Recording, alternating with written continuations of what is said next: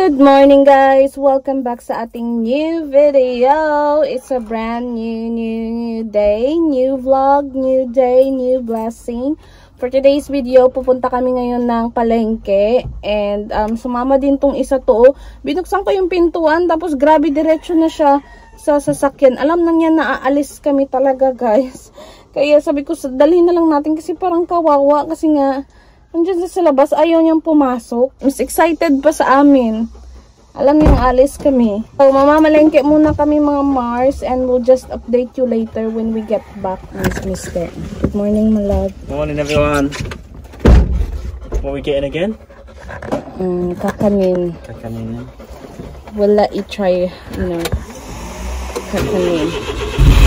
Guys, dito na kami sa bahay and i-haul na lang ni Mr. maya-maya yung nampamili namin. Sa ngayon, andun pa siya sa shop kasi nga may customer kami doon. Bumili ng tires at nagpapalit ng goma ng tires. So, kakain muna ako habang wala siya. Kasi parang nagutom ako. Hindi ko na kaya yung gutom, te. I'm gonna eat now. Hello guys, so we just got back from the market. We're going to do a quick haul. So we have these towel things. That's not towel. No. Pot holder. Cup holders. Pot holder. Pot holders. And then also feet holders. Feet holders. What is this? For the floor. And then we have leaves. That's kamutik, yan yung, you're gonna try that later. Yeah. Kakanins. You have a kakanin. All of it is kakanin. Mostly. This one is also kakanin. It's loads. I tried this one though. Porto. Yeah, it's okay. Porto. Yeah. Smells good though. And then we have more kakanin. It's loads. Banana. What do you call this again? Saging. Yeah, saging. Coconut milk. Is this for the kakanining? Kakanining? It's for my ulam later. What I'm gonna cook. What's this called again? Okra. Okra. Saluyot. And sayulot. Saloyot. Saloyot. Oh, and what's this vegetable you want? It's a bamboo. Bamboo shaving. What's it called? It's we call it tambo here. Tambo. But in Manila they call it labong. Labong. Shrimp. Yeah. And even though you're allergic. And then is that? Fish. I'm gonna grill that later. You're not gonna get bad stomach on this? Well, I'm just only gonna mix it to the cause it's good if there is What's this, sardine? Something like that. Agreed, And so get back to the shop quickly because I have a customer and then we will be back to try the kakanin for breakfast. As of now, kakain muna ako guys kasi nga nagutom na ako. Konti lang yung kakainin ko kasi nga igawin ko na lang dessert yung mga kakanin. Nagutom na ako kasi anong oras na? Mag-alas 10 na. Mina-microwave ko lang yung kanin. Mga Mars, kain tayo. Ito yung aking ulam. Bangus na pinaksiyo. Ito yung ulam namin kagabi ni tatay. Sabi ko nga sa kanya, baunin na lang niya to kasi sabi niya, magbabaon daw siya para sa kanyang lunch. Sabi ko, baunin mo na lang yung leftover na paksiyo. Para may makain siya ba. Hindi naman siya nagbaon. Nagutom na ako. Hindi ko na kayang maantay si Cameron. Saging tayo dito. Kasi ito ang magandang i-partner sa paksiw, saging. Punta lang ako sa bahay ng lola ko mga guys. Kasi nga, maghihingi ako ng dahon ng saging. Kasi nga, di ba? Para feel natin yung pagtikim ni Mr. ng mga kakanin. Ilagay natin yung mga kakanin sa dahon ng saging. Punta tayo sa bahay niya.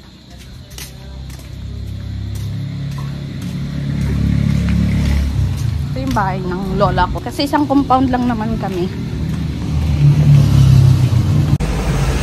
Ayaw ka down ka saging. Ano ko sa buli ko kay warain kita tubig. Ha? Di ba dyan sa may likod may saging dyan? Diyan po tayo magkuha ng saging. Kalimutan ko, wala pala tayong dalang tawag neto. Wala tayong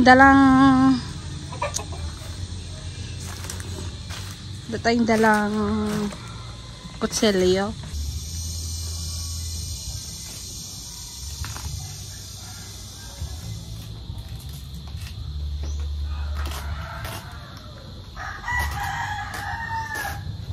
So, sunugin ko lang to guys para malinis.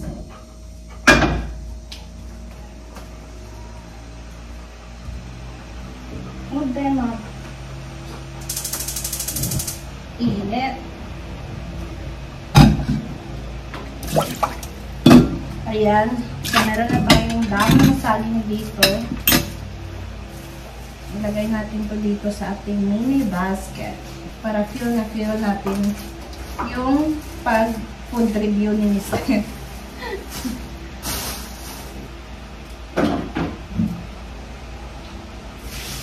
Ayan.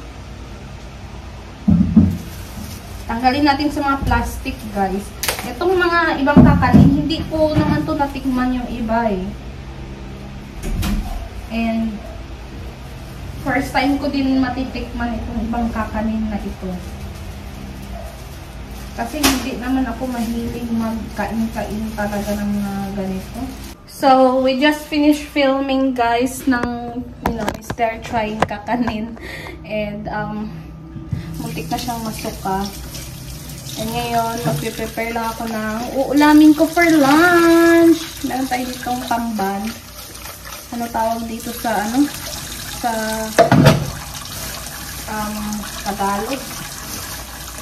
Then, pakuluan ko lang muna itong, labong. Pakuluan natin siya.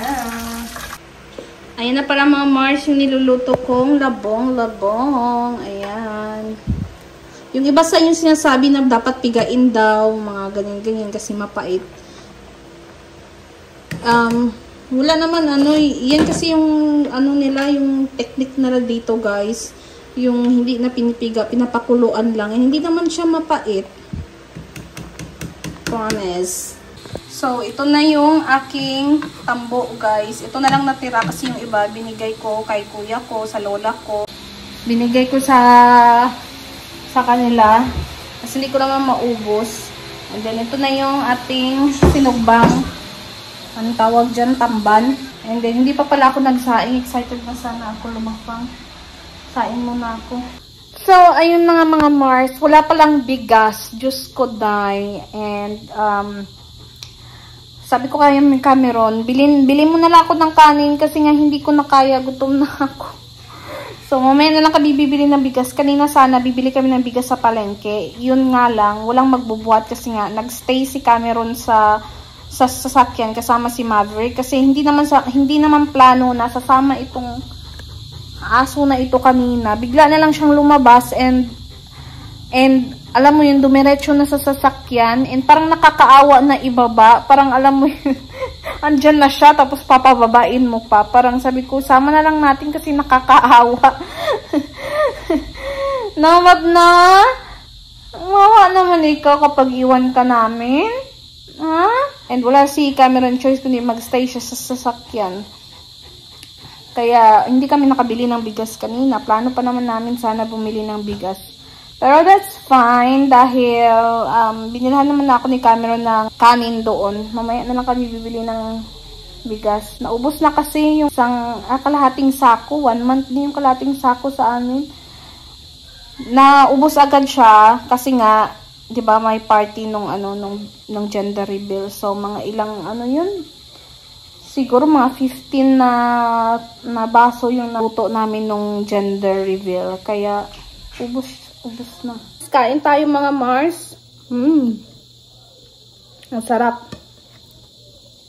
Nagkamay lang ako kasi nga masarap magkamay kapag ganito yung mga ulam mo, ganun. Masarap kaya magkamay na kahit may sabaw.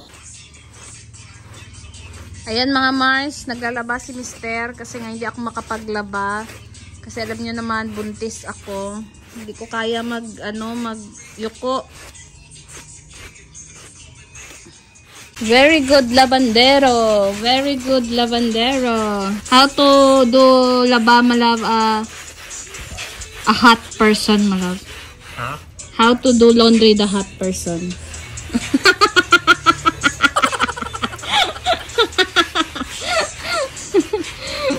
What we got? Another vacuum cleaner, but this one, you know, for the floor. Yeah. Let's just see it.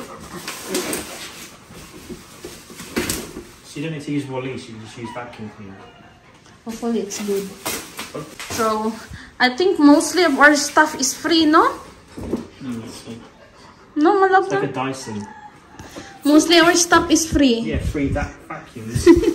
3 vacuums na yung free, guys. Mga gamit namin dito sa bahay, mostly our decoration and stuff is free. Yeah. From Shein. Kakatapos ko lang maligo and look at my outfit. Sponsored by my beshi ko. Binigay niya to sa akin. Dalawa kasi binigay niya, yung isa. Yung nasuot ko na sa vlog ko, napakita ko na ata yun. Pero, yung isa ito. Nahirapan na ako maghanap ng damit, kaya ito na lang suotin ko. Sabi ko ganun. And then, I mean, parang haggard na talaga ako, te. Ay, naku, Diyos ko, day. Dadala-dala ko na lang talaga sa lip tint. Kahit mag-lip tint ako, wala na talaga. Hindi na minsan madala. Pero okay lang yan. As I said always, si baby na lang magbawi kay mami. Okay, baby? Baby? You hear me, baby? Ang importante may kilay tayo, gamarn. And tingnan natin si Mister kung ano magiging reaction niya sa aking dress today. Hindi niya pa ito nakita itong dress. First time ko pa lang itong masuot. Ayun ako, kakaligo ko lang, parang ang init-init. Init-init pa din. What are you doing, love? Nothing. Chilling. It's really massive now. Did you see my what can you see on my on my mommy's pregnant dress? He didn't go. I told stay. You look really pregnant now. Like a nanay now. Like a real pregnant woman. Like a real nanay. Yeah. Nagluluto pala ako ngayon mga kumarsh ng chorizo. Kasi parang gusto kong mag-chorizo, mix and match. Although may natira pa tayo ditong labong, pero kakainin ko din yan. Mag-mix and match tayo ng ulam. And para bukas, may ulam na ako, diba? Iinigin ko na lang. Kamerong kumain na siya, pasta yung kinain niya. Kagahapon nagluto ako ng kaldereta. Hindi ko yung na-vlog. Lately, hindi ako masyado na-vlog kasi nga wala mo namang ganap, guys. Kung gusto niyo ng kung gusto niyo ng mga mini-vlog, panoorin niyo na lang yung Facebook. Kasi nag-upload ako ng mga mini-vlog dun sa Facebook, yung ganap namin sa ngayong araw or this day, ganon. Yung mga maiksing video lang, kaya, follow niyo na rin ako doon. Diba, piprito ako ng pinakas, yung bulad na ganito. Kakatapos ko lang magkain, guys, mag-dinner. And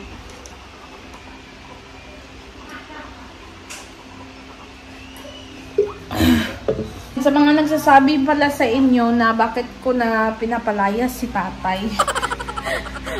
Hindi naman pinapalayas. May sinasabi, may term kasi na pinapalayas. Bakit talaga pinapalayas? Ganun ba? Hindi naman sa pinapalayas namin si tatay. Ang ang situation kasi is wala naman siya dito lagi. Parang walang silbi yung kwarto niya. Ganon. More on, doon talaga siya sa norte, guys. And then, kahit wala siyang trabaho, doon siya sa norte na nakastay. Kahit wala siyang trabaho doon sa norte, pupunta pa din siya doon sa norte para doon magstay. So, kumbaga, yung kanyang bahay talaga is doon sa norte. Kasi, parang kumbaga yung kinalabasan, kasi nga, lagi na lang siya doon, parang doon na yung bahay niya, ganun ba? Wala talaga kasi siya lagi dito. And gagawin kasi namin tong nursery room, itong room na yan, yung kwarto niya. Before pa naman, sinabihan na namin siya, matagal na. So, na-inform naman na siya na gagawin namin nursery. And kasi nga kapag umaga, dito kami sa baba. Dito kami magtatambay kasi mahirap mag-akyat baba na may bata kang dala. Lalo na nga yung aming hagdanan is masyadong stiff, diba? Pero kapag gabi naman is doon kami sa taas. Yung baby is, alam mo yun, yung tabi namin yung kanyang crib. Yung crib ba yan, no? Ilagay namin yan sa taas. And dito sa baba is kapag umaga, dito naman kami. Yan yung maging playroom niya. Diyan siya matutulog kapag umaga. Diyan ko siya asikasuhin, ganun. Kapag may ginagawa ako sa umaga, diyan siya sa kwarto. Then at the same time, sana maintindihan nyo na yung asawa ko is British, guys. Iba yung kultura natin sa kultura nila. Kung tayo, isanay tayo lumon or ano tawag dyan.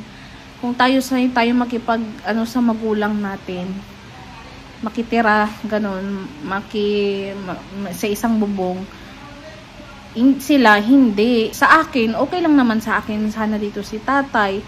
Ang problema nga lang is, si Cameron, gusto niya din ng privacy. Lalo't magkakaroon na kami ng anak. Gusto niya may sarili kaming bahay. Kahit ayaw ko naman sa part ko, at the same time, wala akong magagawa. Kasi nga, desisyon namin mag-asawa yan, diba? Kami mag-asawa, bahay namin to dalawa. Hindi ko lang naman to bahay. Bahay din to ni Cameron. And gusto din naman niya na may freedom siya sa sarili niyang bahay. Ganon. And may privacy siya, ganun, makagalaw siya ng maayos.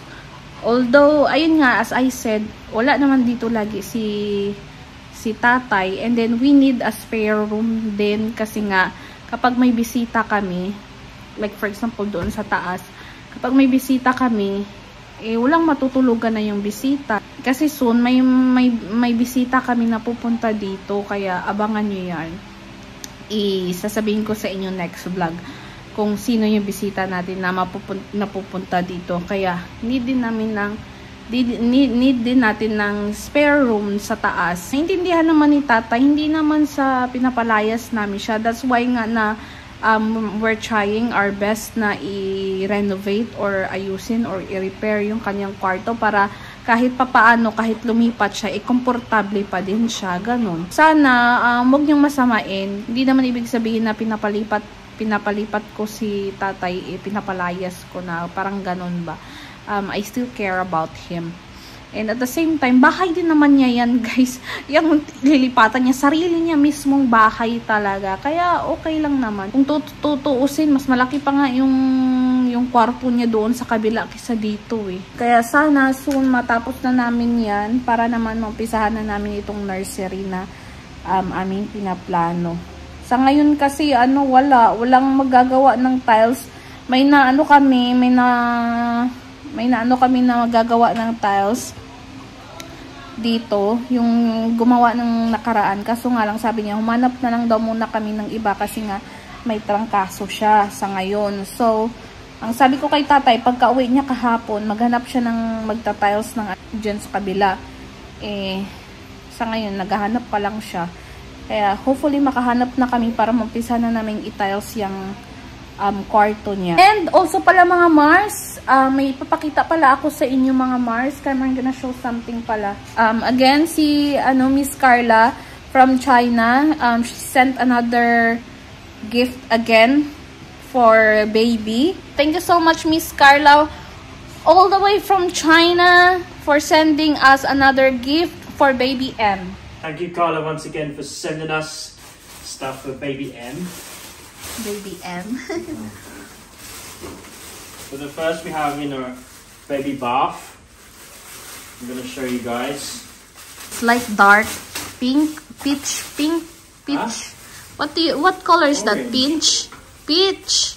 It's like peach pink. Yeah, peach. Pink to orange. Yeah. So it even has legs. Push out. Yeah. So bali It's ano easy to siya guys. store. Yeah. It's space saver as well because you can, you know, matupi mo siya guys. Yung sa Maverick nauna na. Then it also comes with a, you know, a seat so the baby can sit up. And it has a drain plug in there as well. So, you know, is it this way? Yeah. So, something like that, guys. Basta may maupuan si baby, guys. Inaamoy-amoy na ni Maverick, oh. He's smelling, you know, baby sister's, ano? He's smelling baby sister's bath, Maverick. Clips in easily to the side. And then this one. Tingnan niyo si Maverick. Curious din talaga siya sa mga Ayan, chismoso kasi. Nabunggo tuloy. You know, you adjust it and then the baby will sit up like that. And you wash the baby, wash the baby. We also have for the baby bed a mattress and pillow. Yeah, so again, thank you talaga Miss Carla for sending all this stuff. Hello. Yeah. Ano na lang yung ano natin? And then a little baby mattress. Yeah, can you put it there and then let's see what it looks like. 2 little supports so it doesn't, you know, roll around. So it's gonna, you know, baby's small, so it's gonna fit there. So it's gonna be look like this, guys. It's soft enough. There's already a mattress here, isn't it? So ganyan, guys. The baby is wake up, my love. What? The baby is awake.